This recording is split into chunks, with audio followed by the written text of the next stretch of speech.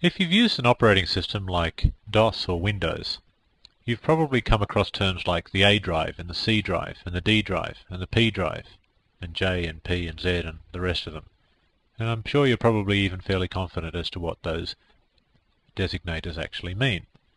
Well, DOS and Windows use letters like that, A colon, C colon and K colon for example, to designate each available file system, also known as a partition, but I'm going to stick with the word file system. And a file system is a hierarchical structure of directories and files, and that's all. And as you can see on a given Windows computer, you can have several file systems. In other words, you can have several hierarchies of directories and files.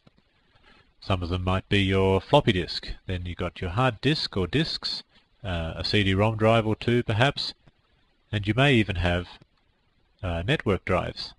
Or, put another way, a file system that represents a directory structure on another hard disk somewhere else on the network. So we have typically one letter for each of them, and if you've got, say, 10 of them, 10 letters, then you have 10 separate file systems or 10 directory hierarchies. Well, it's different in Unix. There's always just one directory hierarchy. There's no such thing as an A drive and a C drive and a K drive and so forth. There's just the one file system. And its top level is just known as the root directory, or just / if you like. And yet, Unix is perfectly capable of running multiple file systems. In fact, most Unix systems do. So how does it work? How can we have multiple file systems when we've only got one directory hierarchy? Well, the solution is that we mount each available file system onto a subdirectory of the root file system. This means that we designate one of our file systems as, if you like, the master file system or the root file system. And then all the other file systems, if there are any, are, if you like, connected to the root file system. They're stuck on, glued on, if you like, to various directories. Each of these directories we call a mount point. We can use terms like connected or glued on or stuck on, but the technical term is they are mounted. And these file systems can include other hard disks. Your computer may have several hard disks in it, your floppy disks or CD-ROM drives and network drives.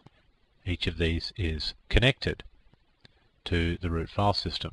I'll show you a diagram of that in a moment if the notion of connecting one file system to another is a bit fuzzy for you. What I should mention is that each connection point, each mount point, is just an empty subdirectory. There is a typical empty subdirectory used on all Unix systems expressly for the purpose of having other file systems mounted onto it. That subdirectory is called /mnt, which of course is short for mount. But you don't have to mount your file systems into /mnt, you can mount them anywhere you like. You mount them into any subdirectory that you choose. Now, before we proceed, I should specify that typical users do not have the ability to mount file system. This is only typically able to be done by the system administrator, root, or anyone that root gives permission to do this to. Anyway, let's see what it looks like. Here's a very broad diagram of a typical Unix directory tree. Notice that the / directory is right at the top of the hierarchy, the root directory. And then we have 3 top-level directories, one called user, one called temp, and one called mount. And then under user we've got some other subdirectories. And now suppose we wish to mount another file system. And suppose also that we choose to do it into the /mnt directory. Well, then this is how it might look. You have another file system. That file system has its own root directory, and it may have some subdirectories as well, not to mention, of course, some files.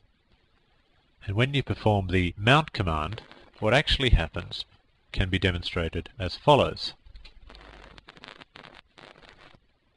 The file system is essentially glued into place under the particular mount point that you specify.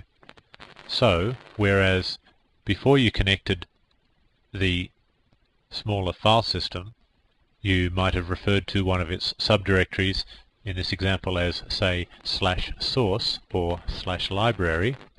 Once they are mounted under /mnt, they are now referred to as /mnt/source and /mnt/library.